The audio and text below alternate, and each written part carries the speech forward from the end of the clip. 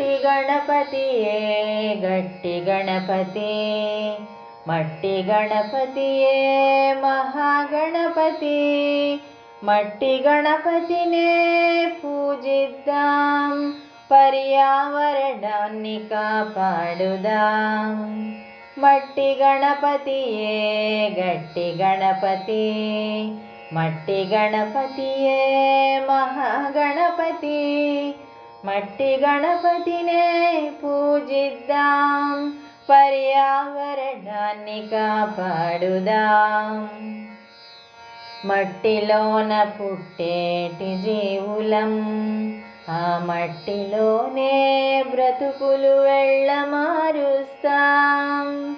మట్టిలోన పుట్టేటి జీవులం, ఆ మట్టిలోనే బ్రతుకులు వెళ్ళమారుస్తాం.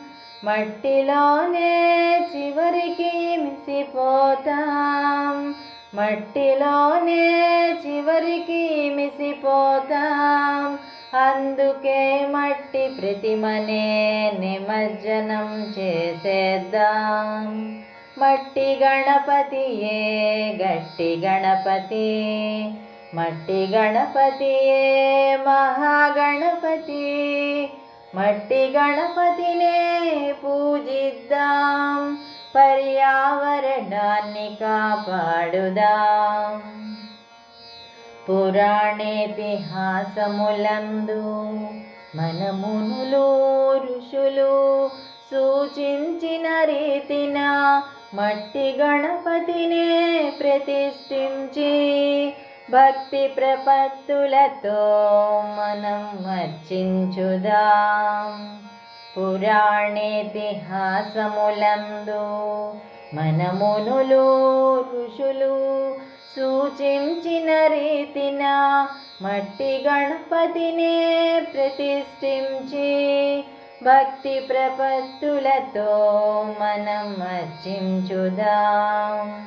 నీటిలో కరగని రసాయన పదార్థాలు రంగులతో వినాయకుని అలంకరించి నిమజ్జనం పేరుతో జలజీవరాశిని హింసించుట ఇకనైనా మానుకుందాం. జల కాలుష్యం నుంచి జలచరాలను కాపాడుదాం.